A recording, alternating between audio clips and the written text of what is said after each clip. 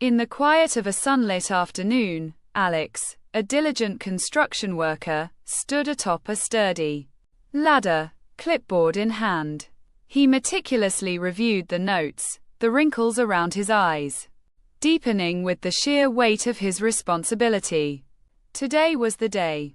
Today, they finished the West Wing edition for the eccentric Mrs. Periwinkle.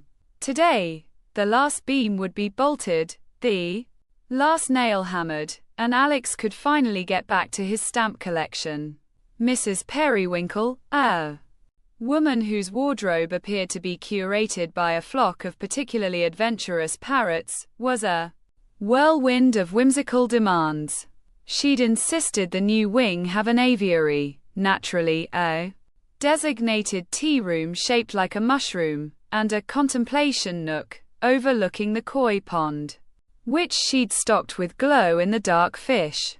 Alex had learned long ago to simply nod and say, "Right then, Mrs. Periwinkle," no matter how outlandish the request. This last item on his checklist, though, was a real head-scratcher.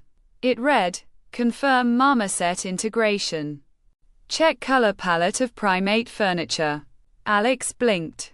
Marmoset integration. He muttered, adjusting his hard hat.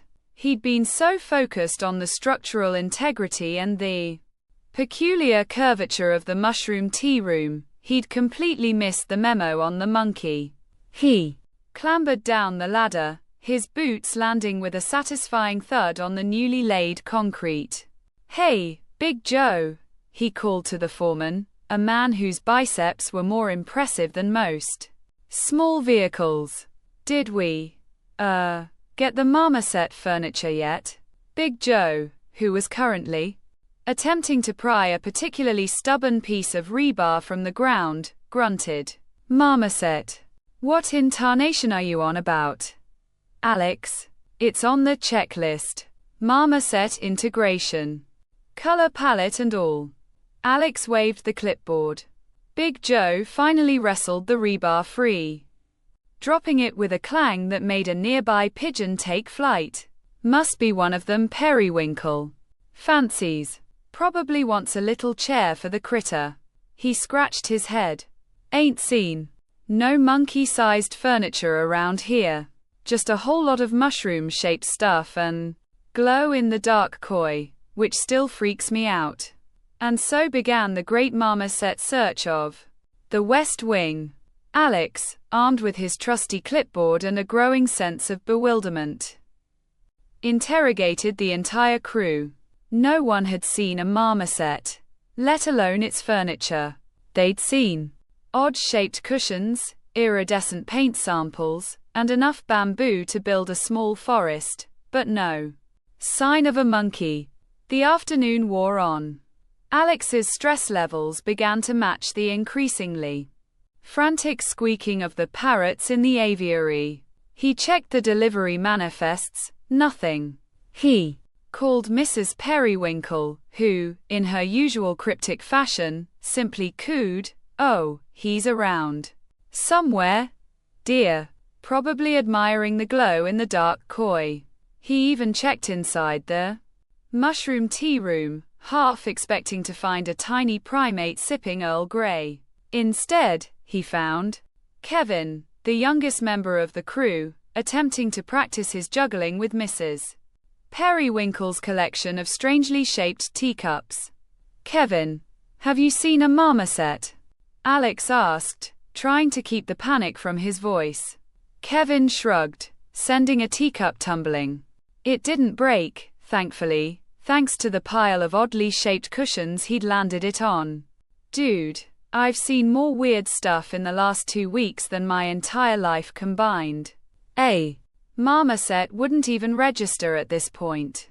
Just when Alex was about to declare a full-blown emergency, he heard a series of high-pitched chirps. Following the sound, he found himself in the contemplation nook, where a small, furry creature was perched on the edge of Mrs. Periwinkle's koi pond, dipping its tiny hand in the water. It wasn't a marmoset. It was A squirrel. A very, very determined squirrel. And it had a tiny, brightly colored birdhouse perched precariously on its head. Alex stared, dumbfounded. The squirrel, seemingly unfazed, continued to splash in the water, the birdhouse wobbling dangerously with each movement. Then, it clicked. Mrs. Periwinkle had gotten it wrong. She hadn't had a marmoset. It was the squirrel she was trying to integrate into the West Wing. Oh, for the love of, Alex muttered, running a hand through his hair. He looked at the birdhouse, adorned with tiny, mismatched cushions and miniature furniture. This, he realized, was the color palette they'd been looking for. The rest of the crew gathered, drawn by Alex's increasingly manic laughter. They stared at the squirrel, the birdhouse, and then at each other in a mixture of disbelief and amusement. Big Joe finally broke the silence. "Well, I'll be," he said, a slow grin spreading across his face.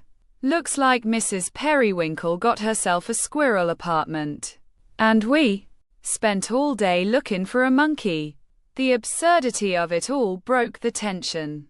The entire crew burst into laughter, the sound echoing through the eccentric additions of the West Wing.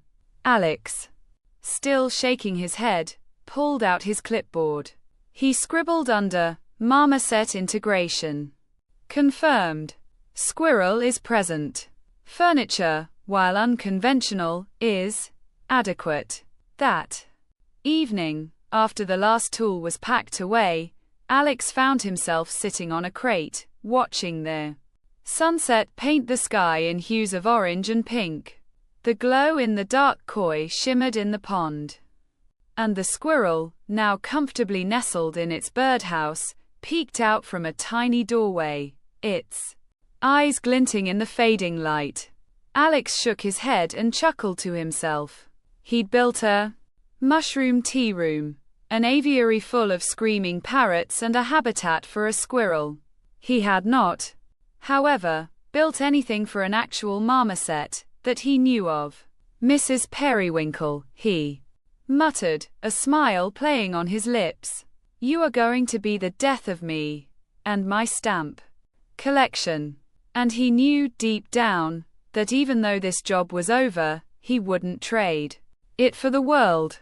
He had a story to tell, a story about a misplaced marmoset, a birdhouse apartment, and a squirrel who had just become the most famous resident of the most peculiar construction project he'd ever been a part of.